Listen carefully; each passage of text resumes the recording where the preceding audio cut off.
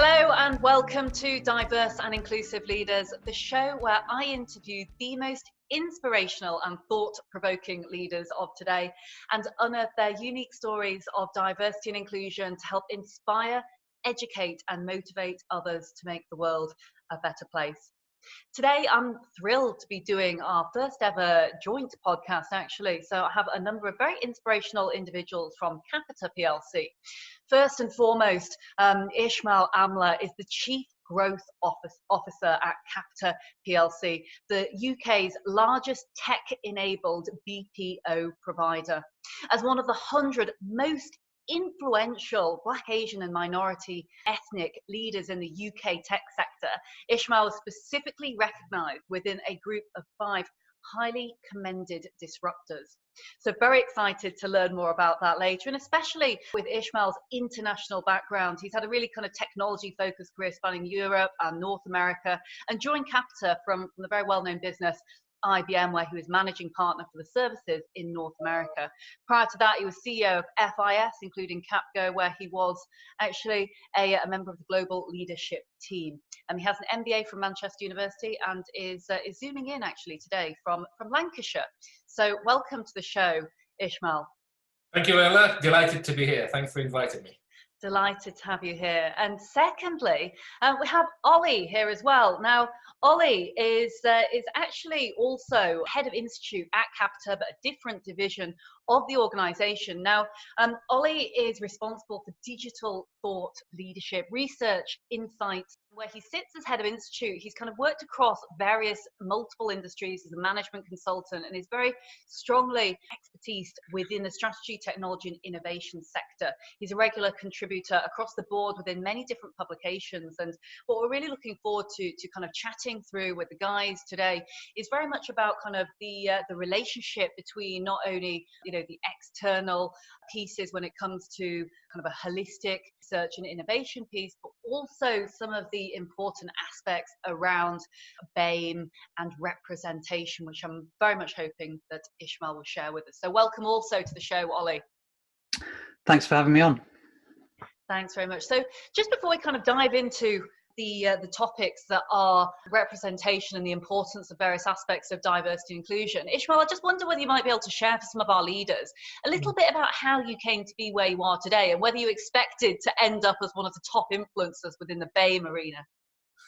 It's very, very kind of you to say that. I think at some stage it would be great for you to tell my children that, so they recognise maybe I could perhaps start influencing them.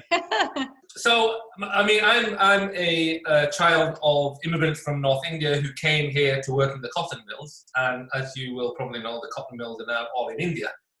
And I was the first in our family to go to university. So with that sort of background, you would have thought actually, the expectation was not to be in this sort of position. And certainly I think for a lot of people that I grew up with, that was not the expectation to break out of the small community we sort of lived in. I was always very keen actually to get into the corporate world, and it's been hugely fulfilling. I did my A-levels at Bolton Technical College. I went to Salford University, did a degree in computer science, which I graduated in 1987, and in those days we were learning Fortran, which Oli from the Institute won't probably ever have come across. And we had paper cards, so that, I'm from another era, I guess. My career moved in the technology world across different organizations, and I was lucky enough to live in Copenhagen, Singapore for a while, and for the last decade actually moving back to the UK in the USA. Again, blessed to work with incredible organizations like Accenture. I was a partner at Accenture. I was running services in IBM, and then I also did a startup world with Capco, where I was CEO first in the UK and then North America. Great experiences, and had the opportunity to work across different sorts of people, all sorts of ethnicities, cultures, styles, which I think really contributed to my own leadership style, I would like to think. Fantastic. Before we kind of dig into, I guess, some of the background, I wonder, Oli, could you just give us a quick synopsis as well, of yourself and how you came to be where you are today, and then we'll dive into some of the subjects there that Ismail has kindly shared with us. Sure. So my formative years were spent moving around different countries. Dad's work. So I actually learned to speak Dutch before I spoke English. And unfortunately, the only thing I've retained is the ability to count to 10, which is probably less than useful, but it's there still somewhere. Spent some time living in Brazil, in Canada, in Japan, and then eventually came back to the UK. I'm also mainly from the northwest, from Cheshire area. Spent all my uni career in Manchester, UMIST actually. It started off and then it became part of Manchester University, and then moved into consulting with a tech background with Deloitte and PwC and a couple of smaller strategy and technology places. And I've always valued that from moving around different countries, that diversity that comes with different cultures, different opinions, working with different people. So I think when we talk about diversity, it's all kinds of diversity, whether it's kind of cultural or neuro or gender or ethnicity. Wonderful. And clearly this passion for D&I and beer has kind of led you to be working with a fantastic Ismail as well, which is all very, very good. And I think, what's very, very interesting is, that we all have various similarities. We all have lots of differences as well. And interestingly, you're both from kind of the Cheshire and the Manchester area, which is amazing because I also went to university in Manchester. So lots of affinities there. But again, we all have different views and different experiences that have kind of really shaped, I guess, where we are today. And so, Ismail, I know that you are very, very passionate about representation.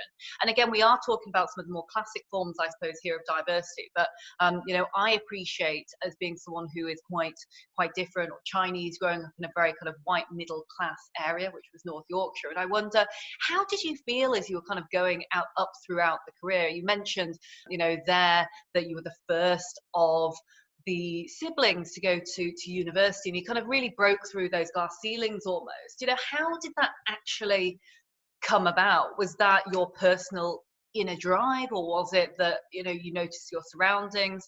I'm curious to hear how you almost embarked on that journey, because that is quite unusual. I think it's a great question, right? I wonder about that sometimes myself, because it's not been easy, right? It's been hard, and it's quite often you find yourself on your own with a peer group that you can depend on. I think if I look at the core of where the drive came from, for me, the drive came from wanting to be included in the wider British community. That's what I wanted to do. I didn't want just to be part of the Asian Muslim immigrant population in Bolton, Lancashire. I wanted to be part of Britain PLC. And if that meant that I had to prove myself in the organizations that represented corporate Britain at that time and then corporate America, then it meant that I had to get a senior role in those organizations.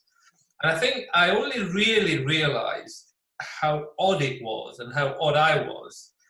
If you remember, we had our version of 9/11, which was 7/7, when we had the bombings in London and so on. After that, Prince Charles put together a charity called Mosaic.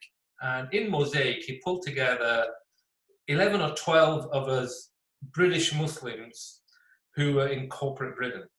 And I remember talking to somebody there that actually we could only find 11 to 12 British Muslims in corporate Britain who were a particular seniority. And I was a partner at Accenture at the time. And I only really realized at that stage actually how odd it was, but also what a long way we still had to go. This was, 13 years ago. And if anything, it drove me even further, that it started making me think about why that was the case. Why was it that actually more people weren't involved and representing the diverse community of Britain across corporate Britain? But that, I would say the need to be included was probably the driving force here. I find that so incredibly heartwarming.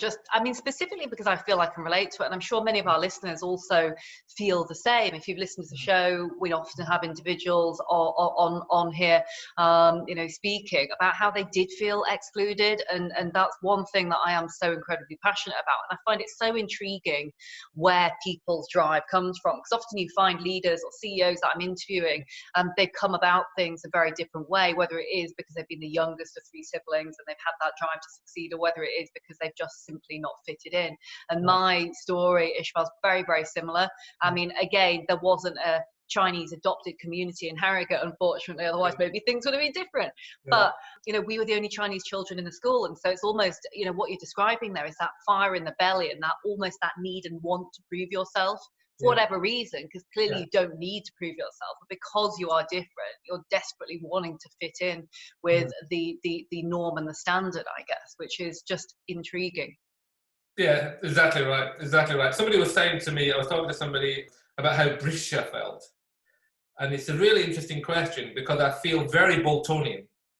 And the time that I felt really British was in the Olympics in 2012 when Mo Farah won gold. When this black Somalian immigrant was running around the track with a Union Jack on his back, because I felt he represented me. And that is, for me, the whole point about senior leadership representation is this role modeling of somebody who looks like you, who talks like you, who probably has the same challenges as you, in a place where you can aspire to be, which is why this is so important. To me personally, it's so important. Absolutely, it is critical. And it's a funny thing because I don't know whether you ever set out to potentially be where you are today, but I had a light bulb moment when, I mean, it was organising actually. It wasn't with one of the consultancies that you work for actually. It was another big consultancy, I won't name actually, not that it should matter, but I organised a big dinner with them and turned up, and many of the guests there were MDs that I knew. The only women had pulled out, and I suddenly had this light bulb moment where I was like, oh my God, I'm the only girl here and everyone else is older than me. And I suddenly just panicked thinking, oh my God, I'm so not meant to be here. And you realize, because when you're at school or when you're at university or when you're a child, you kind of, I'm not saying you don't realize that you're different, but you don't suspect necessarily the corporate world will be like that. And so you're very, very right, Ishmael, you know, representation. If you can't see it, then how can you be it? And perhaps, you know, in fact, I'm sure of the fact that this really is one of the very big reasons that we aren't seeing more leaders in senior positions or the upper echelons of management like yourself who are of a, you know, a BAME background, say, because we still are lacking. And I guess, you know, Oli here, I'd be very, very curious to hear what your thoughts are, especially from an outside perspective. And I know you've worked for many, many different consultancies. You really had a very broad amount of expertise across various different industries. But what have your observations been when it comes to representation? And I know, I mean, you could talk about representation in many different areas, but of course here we are quite specifically talking about BAME relating to Ishmael's story. Yeah, so I've been kind of in the corporate arena, I guess, now for coming up for 20 years. And whilst on the one hand, there has been significant kind of movement. On the other hand, there almost hasn't. And I'll explain what I mean by that, because there's kind of there can also be I guess, because gender diversity has had so much of the spotlight. And it's been about, you know, all the statistics have been about geared towards kind of putting more women on boards or such like. It's almost like all the other forms of diversity, whether visible or non-visible, if we talk about kind of things like autism or ADHD or things like that, have kind of sat in the background a little bit. So I think whilst there is movement on the one hand, and that we're seeing more diversity in certain sectors, in others we're not seeing as much. And I think if you think of boardrooms as well, especially, that's one area where it almost seems to be a bit behind the curve, in that it seems to be more about putting women on the board, but first of all, as the first step. But that hasn't really moved, as far as I can see, much into the BAME community or other communities. So I think there's still work to do. It's a very interesting observation there. And I mean, it's funny that you should say that, because my observations also working within boards and with C-suite leaders is that gender tends to come first. Now, I'm not saying that is incorrect. You know, of course, I'm a female saying this, but gender seems to be one area that people can most relate to, or at least that's some of the feedback that I've had specifically, because the vast majority of individuals may have a daughter, and, you know, of course, for, you know, those people to be in the boardroom, there had to be a woman there present at some point. But when it comes to BAME, which for those listening in, I'm sure you know, stands for Black, Asian, Minority, Ethnic, not everyone can relate to those individuals. If they haven't grown up with someone who might come from a BAME background, or they've not had friends in this, or don't have maybe a, you know, biracial kind of sibling somewhere within the family, it's hard to relate to. Therefore, perhaps it's harder to engage, which, you know, perhaps, and again, I ask you here, Ismail, what have been some of the things that you found that have kind of, you know, most worked, whether it be kind of mentoring or what have you? Because I think it is so important that we champion people like yourself, so that, you know, so that ultimately people who come from a background that relate to yourself can see that they can genuinely do it. Yeah. I think for BAME, the other thing that is, you know, often, if I talk about my own experience, I'm brown, I go to the mosque on a Friday, I don't eat meat, I don't drink. So regardless of how much I want to fit in, this is not a one-sided discussion, right? So this is not just about, you know, make the effort and everything will be good. There is a two-sided approach where the organization is prepared to adopt and adjust to take advantage of the diverse workforce. And I think the organization, and there was some I was looking at some stats from McKinsey about financial performance as a result of having diversity in your workforce being explicit, right? I think as businesses are recognizing the bottom line impact, they are now beginning to see that, okay, in which case we need to change policies. So we will make a particular type of food available in our canteens. We will give people 1 hour off on Friday to go and pray. We will recognize the religious festivals of a Hindu or a Sikh or whoever it might be. And that's an explicit action that businesses have to take. But for businesses to have to take that, there needs to be enough people advocating it at a senior level. And that is where, you know, the critical mass, which still isn't there, unfortunately, in corporate Britain, but we're getting there, we're making progress. And I think the more, you know, the minute you take your attention off it, it goes away again. So the more the focus and the role models have support in doing that, the better people will come into the workforce and feel they belong there. Because the point you were making the other day, the classic one, this imposter syndrome of, I shouldn't be here. Nobody is like me, nobody understands me, I've got to become somebody else to be in this environment. And I think where we will get success is everybody comes to work and brings everything about themselves to work. And that is accepted as being absolutely business as usual. And that's, I think, where a lot of the effort will need to take place. Mm-hmm. I absolutely concur. And it is, as you quite rightly said, it is leaders taking responsibility for issues such as this. And let's make no bones about it, these are still issues. I'll often be in a boardroom and I can feel eyes rolling back into heads thinking, oh God, it's like diversity fatigue. And it's like, no, come on, guys and girls and whomever. Literally, you have to be so relentless about this. I heard something the other day, actually, and I nearly kind of laughed in their faces. They said, someone won't mention who it was, said, oh, diversity and inclusion, that's all that light and fluffy pink stuff. And I was like, no, it isn't. I was like, this is humanity. This literally is something that we need to be relentless about. And, you know, actually you could have had someone like Oli or someone like yourself there, Ismail, chipping away at CEOs at kind of the board, because obviously you guys have got influence at that level, saying, come on, we need to get this on the agenda. Come on, we need to get this on the agenda. And then 6 months later, the CEO announces that actually there is a D&I strategy in place, and people think, oh, wow, isn't that lovely? But they don't see how relentless and how hard you've had to have the foot on the gas for all of those months to make it happen. And like you say, because culture and D&I and businesses are constantly ever evolving, the second you stop doing that, it just reverts back again. And so it needs consistent effort from all different areas of the organization. Yeah. And I first got exposed to this. I mean, just an interesting story. I was working at Accenture, and it was interesting. For me to fit in, I felt I had to underplay my diversity, which is difficult because here I am, a bearded brown bloke, right? So with a northern accent. So it's difficult to say I'm actually working in London and fitting in. And what happened was at Accenture, I was asked to take on the role of, they called it the Human Capital Strategy Lead. and that was all the people strategy, but also the diversity and inclusion agenda. And I have to tell you, at that stage, I felt I had been given a loaded gun, because it was the last thing I wanted. The last thing I wanted to do was to stand up and say, look at me, I'm representing diversity. But it turned out to be the pivot point for me in my career, because it made me realize the difference I could make to the business because of getting diversity more on the agenda, to the people who are absolutely desperate for some sort of leadership from somebody who looks like them.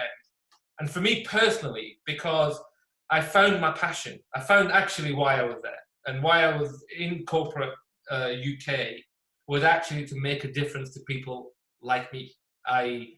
people who are a bit different, women, different ethnicity, different religion, different, people coming from Geordies were treated differently in London than Londoners. Any sort of diversity became for me a huge passion. And I think being kudos to Accenture for recognizing how important it was, but there was a couple of leaders that I think of, David Tomlinson and Liz Astle, who both ran Accenture in the UK. And I would, even now when I see them, I give kudos to them, because they made me do something I didn't really want to do, but really changed my life as they did it. That is a wonderful story, and I agree. Accenture have done some fantastic things, and actually, I was podcasting quite recently with Chris Gray, who heads up, did a lot of the work on the LGBTQ plus side. And then Andrew Pearce, who you may well know, who does a lot around. I know you're nodding there because it's like a community within a community. But yeah, they've done some fantastic work around that, and I hear exactly what you're saying there. Is ultimately, I think your fear at that point in time when you were at Accenture was almost around the tokenism piece, is that you didn't want to be seen as, oh, this is the one brown guy, let's make him the head of D&I. And that's really quite frustrating in some form, because actually, Oli, you would be potentially just as capable and good a head of D&I. And so we need to have our allies in all the different sectors, but you were maybe fearful of that, Ismail. And actually, we do sometimes not realize the importance of the visual elements of diversity. And certainly, sorry to cut across. One of the things, and for Oli, one of the things that really surprised me when I was in that role, and we had all these different forums. We had the Black Network, the Indian Network, the Pakistani Network, the Chinese Network, and then we had this group of, which wasn't a network at the time, of white blokes feeling excluded from this narrative, this discussion going on.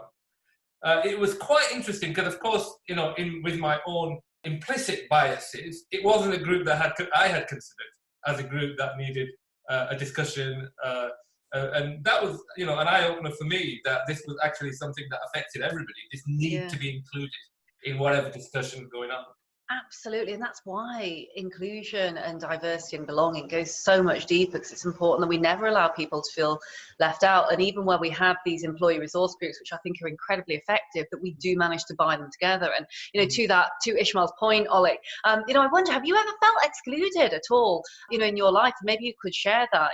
Has it been within the corporate world? Has it been, how have you felt as a white guy? Yeah. So I'm a kind of, I guess I'm a stereotypical middle class, middle-aged white guy. So middle-aged. But the question is, are you? We need to scratch below the surface, and people should do, because who knows what resides below the surface. There's many different things, not just our physical diversity, that connect us together. Yeah.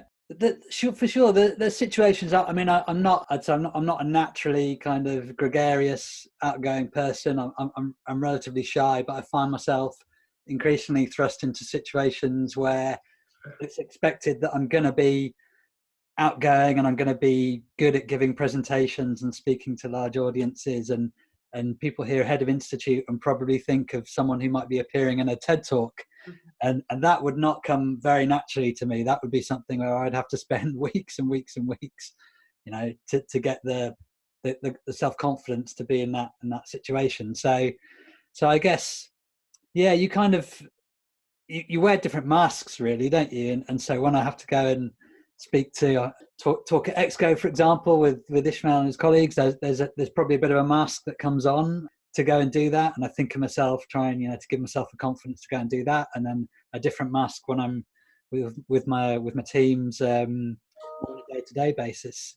So there is a level of kind of, I guess, when I think about it, a level of thinking about myself in different situations in different ways and how I project that.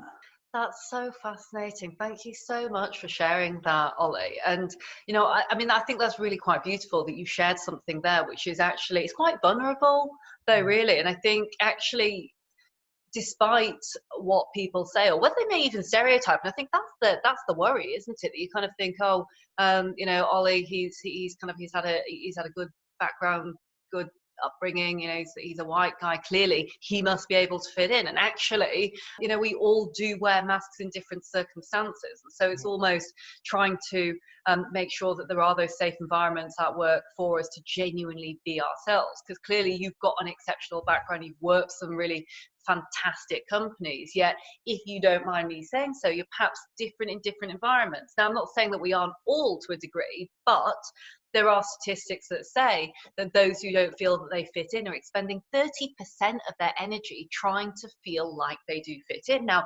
imagine if you used that energy and weren't trying to utilize that extra 30% trying to fit in. Well, imagine potentially how much more productive we could be. Yeah. The one thing I found, just to give you a geographic example here, Leila, when we all moved to the USA, my kids found it easier to be Brits in New York than they found to be Indian Brits in Lancashire. Really? It was quite interesting, and whether that was how they felt or whether that's how everybody felt. The initial view was that in America people were very comfortable, and this is, don't forget, in the environment where Trump was about to become president, they were quite comfortable saying Italian American and Mexican American. You know, you didn't have to prove yourself to be American. You could be something else as part of that as well. Whereas we moved from a UK environment where, you know, we went through an environment to prove that you're British. And it was very interesting, and it was, of course, serendipity, but the kids, sort of all the teenage years was in New York, and I have to admit I am grateful for that, because they grew a self-confidence that I think might have been more difficult in the environment here. Now, you can stereotype Americans and say, you know, they're all very confident, but certainly I think the schooling system and the idea of being an immigrant in America being a different thing than being in the UK contributed to that, for sure. Yeah, I had a similar experience when I lived in Canada. Yeah. There was no baggage about anything where you were from. It was just, you know, whether you were from Chinese or Indian, it didn't matter. There was nothing. There was no, you know, as I said, there was no baggage with it. So Interesting. That is fascinating, isn't it? And I mean, I'm an absolute lover of Britain, and I guess you know, it does make it almost look like, you know, are we as a nation slightly less inclusive overtly? I mean, that said, I shouldn't say it, you know, kind of obviously been through Brexit, which I think is a nightmare personally. But again, you know, I guess it is what it is. But that is very, very interesting indeed. And you know, I guess as we're on the subject of internationalism and cultures here, just very quickly, I will share my husband is. Well, I always laugh and joke and say he's more Chinese than me. He is white, middle-aged, Greek, American from the northwest of America in Idaho, and he lived in China for like 12 years working for Jaguar Land Rover, so he speaks fluent Mandarin, and I don't, of course. But so when we go into a Chinese restaurant, I tell you, that is a nightmare. But anyhow, he said when he first came to the UK, he just didn't quite get the culture, and it made me chuckle kind of no end. He just said, you know, the British kind of, they're all saying, oh, are you okay? Are you okay? And he was like, yeah, oh my God, I'm totally fine. I'm totally fine, because it's people are concerned for your well-being. And I said, no, that is literally them just saying hello, and that is you know, how they are. And he said, you know, the thing about Brits is usually kind of, they say one thing, they mean another. I can't understand, you know, they're not so direct about things. And I found it fascinating, because I think when you're immersed growing up in the UK, and I guess you guys have both been and lived and worked externally, which I unfortunately haven't, for not for a prolonged period of time, but you don't realise that you do to a degree live in a bubble. We're in quite a small island here, and so I guess the culture. One of the things that I found culturally is I was running, as I say, part of North America. A New Yorker would probably feel more comfortable with a Londoner than somebody from Cleveland. Why is that? It's so funny, isn't it? And I saw it in my teams. So, there was these, you usually have these clusters forming in a team. And it was incredible, the cultural difference within the USA and, where the culture matches were. It was incredible. Well, the Americans seem to love the Brits as well, don't they? I mean, when we got married and the kind of the Americans came over, and it's like this big fat Greek wedding, is what I always say, like the show, and they're like, oh my God, we love Britain, we love it, and it was like everything was so cute, and I was like, really? It's kind of, we're not all best friends with Harry and Meghan, but whatever. But they just, I don't know why that is. I think they have kind of a romantic view of Britain, don't they? I don't know whether it's the same in Canada also. So when I lived there, people would say, "Oh, do you know the royal family?" And you're like, "Yeah, of course, yeah, cucumber sandwiches at 3:00." Yeah, and no one knows where the north is as well, right? It's like Manchester. Where is that? Beyond the wall. Yeah, it's over the wall. Exactly. Where the Northerners, the White Walkers are. Exactly. So guys, just before we kind of go into the lightning round, because I am conscious you're both very busy and very important. I wonder whether we could just quickly touch on invisible diversity, because I know that we have mentioned some really fantastic things here around representation, and actually, invisible diversities are, also very important, and very, very important for us to really get to know one another and get to know what is below the surface. Because whilst we can have role models that might look and sound like us, role models come in many forms, I guess, and certainly as I've grown up, there's been men, women, different people I felt affinities to, not just because of their first visible looks, but I wondered your thoughts around maybe some of the experiences you've had when it comes to kind of invisible diversities and such. Yeah. And I think for me, what that talks to is transparency, to unearth the invisible bit, so that we can do something to take advantage of all the goodness that comes from the benefits of the invisible diversity. And personal experiences from myself showing a vulnerability. And it started as a weekly blog that I used to do, actually when I used to work at Accenture, and then I've done it for many years, where I used to talk about my week and my family. And what happened without me explicitly thinking this would happen is people would reciprocate and tell me about themselves and their family and their hopes and what they found funny and what they didn't and so on. And in that, what I then realized is, to your point exactly, that diversity comes in all shapes and sizes and forms, and a lot of it you can't understand until you get underneath the covers. And quite often you can't get underneath the covers until you open your own covers up yourself and provide the transparency and the vulnerability for people to feel comfortable with that discussion. And it's been fascinating, as Oli would tell you. I mean, a lot of the people that have come work at Capita are actually, I've worked with over 20 years, actually, and they come in every imaginable gender, ethnicity, shape that you can imagine. And yet we feel aligned because at some stage or other, we've understood each other to a level below just gender, race, color, ethnicity, religion. So for me, it's been hugely valuable in my personal life and in my professional life to understand it. But as I say, it started off by chance, but something that we've developed quite hard. Yeah, I agree with Ismail about the point about once you kind of suspend judgment and step back and give a little and try and understand beneath the surface of people, you learn an awful lot about them. I think what's interesting in the last couple of weeks, actually, now we've been doing constant video conferences and seeing a little snippet of people's background life, whether it's the room they're sat in or the scream in the other room from the kids or something.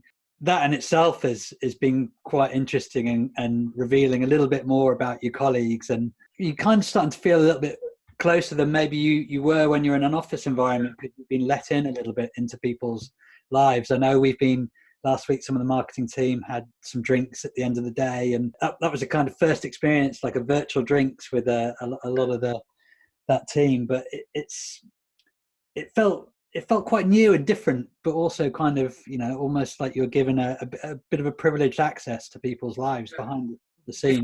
It's quite interesting. And to that point, Oli, what I've spotted, and on this technology, you have the opportunity to blur your background, right? And it's quite interesting watching people who are comfortable with not blurring their background, people who are willing to share, not quite knowing what's going to turn up behind them. But I think that speaks to the same point, right? Which is you're going to be a little bit vulnerable and show a little bit of yourself that you wouldn't normally do. And I think there's so much benefit of doing that, although every now and then you get a surprise. Yeah, the washing was in the background the other day, and one of my colleagues had to say, "I think your wife's bra's hanging up in the corner." So I just had to say, I'll just move it. Oh goodness, these are some great examples, and I agree. I think it does actually, even though we're further away, it brings you closer together, doesn't it? The personal aspects. But yeah, I've seen, I'm sure you guys have as well, seen plenty of funny WhatsApps going on about jokes where there has been mishaps going on during people keeping webcams on and God knows what. Anyway, I shall say no more, but thank you so much, guys, for sharing. And just before we head off, I'd love to do a little lightning round. I'm going to give you both 30 seconds each to answer some of the following questions. I'm going to come to you first, Ismail. But I wonder first of all, in a nutshell, what does diversity, inclusion and belonging mean to you personally?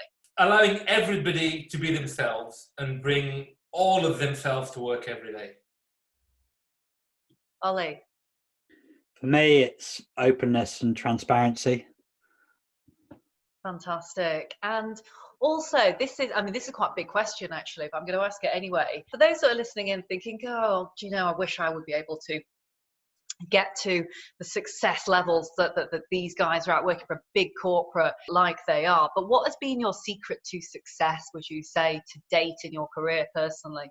For me, I would say taking risks. I moved from Accenture or a senior partner to a startup. I moved from the UK to the US to IBM when they were going through a transformation. And every time I've moved, I've had to reinvent myself and had to learn new skills. And for me, that's been the success. Thanks so much. And for me, saying yes to uncomfortable things that on the surface of it sound really, really scary, and you don't think, you have a little bit of doubt, but actually just throwing yourself into it. Absolutely. You never know what direction life can take you, but if you don't say yes, you're never going to know exactly what may happen.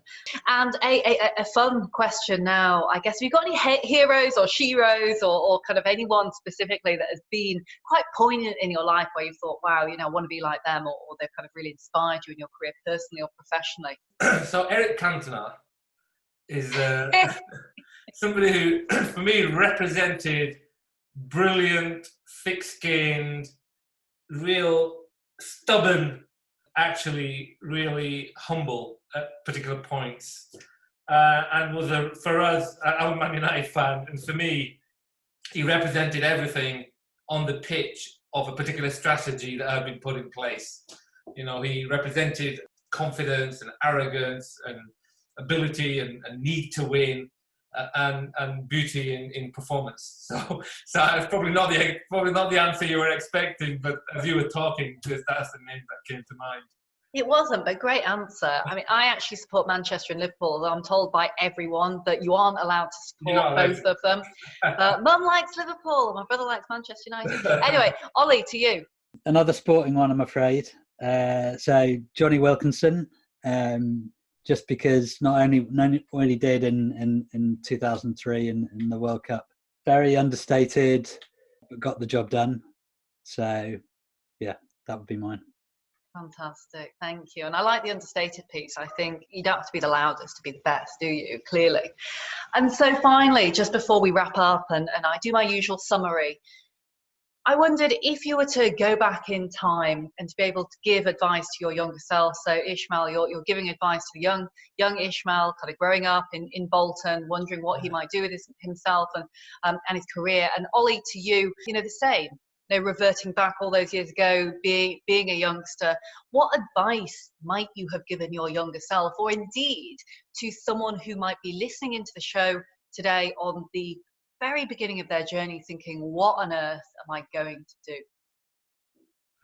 What a great question. I think a couple of things for me. One is, it's important to have something to aspire to, with a view that you're allowed to change your mind, right? So I want to work for the best company in the world and be in the C-suite. But actually, along the way, you might change your mind, and you might want to go and work for pharmaceuticals in India to help people. You're allowed to change your mind.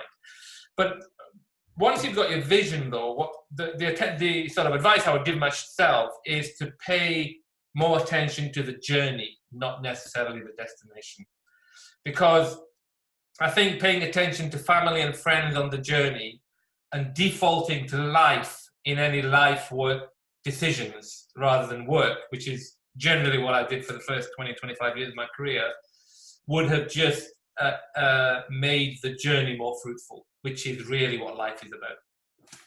Great answer. And finally, to you, Oli. So variations on a theme, really, from what Ismail said. It'd be don't set off thinking that you need megabucks immediately in the first kind of 5-10 years of your career. Focus on doing stuff that you really want to do and working with people you really like, and success will come as a natural byproduct of doing something you really enjoy.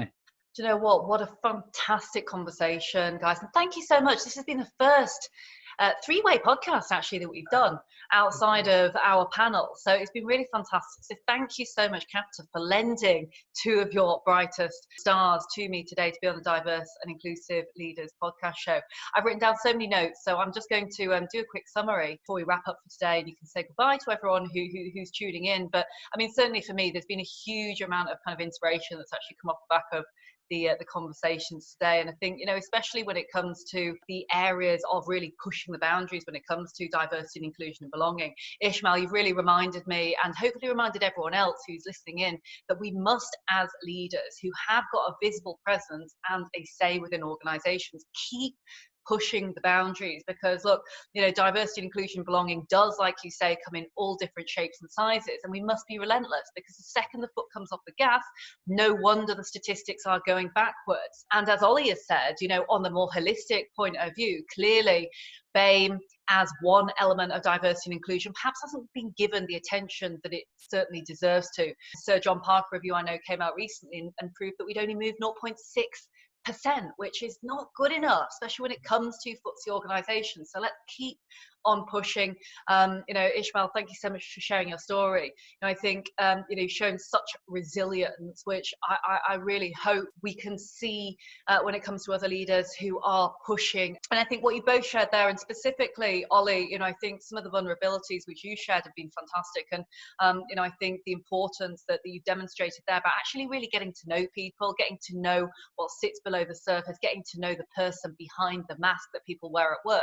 Make the most of that and take advantage of this difficult, unprecedented time where we do get a window into the world of other people, and we do get to look perhaps through a lens that we haven't looked through before. So hopefully it will give us other perspectives that we might not have been used to. And finally, you both said it here, but basically, say yes. So for whoever who is listening in, say yes to opportunities. Don't be scared. You're never going to get everything right straight away, and nothing is ever going to be the perfect journey. If you look at the here and now and enjoy the ride that you're going on, actually some really fruitful things can come out of it. You never know what will come through just saying yes or raising your head above that parapet. So thank you both ever so much. You've been wonderful, great sports on the show. So thank you very, very much. Thank you. Thank you very much, Leila. You're most welcome. My name is Leila Mackenzie Dallas, and you've been listening to the Diverse and Inclusive Leaders podcast show. With me today, you've had two fantastic individuals from Capita. We have had Ismail Amla, and we've also had with us Oli Freestone as well from Capita. You can check them both out. They're both on LinkedIn, and I'm sure if you reach out with any questions or you've been affected with any of the conversation discussions we've had from today's show, I'm sure they'll be very happy to answer any questions. Otherwise, you can get in touch with us directly or myself directly. You can visit us and all the show notes will be at the end of today's show. So if you've not written everything down that you wanted to, don't worry, we'll repeat it all for you online. Visit www.dialglobal.org/podcast. You can download our app on Spotify, on Apple, your favorite podcast app, or you can see us on YouTube. We're with you every week, but here a little bit more frequently now due to the unprecedented coronavirus. So thanks very much and hope you all stay safe. Bye now. Thank you so much for watching the Diverse and Inclusive Leaders podcast. Please do feel free to hit the like button below, or if you'd like to receive future notifications, do ping the notification bell here at the side. If you're interested in the audio version only, you can find it on the following streaming platforms. Any extra info and descriptions will be in the links below. Look forward to seeing you soon.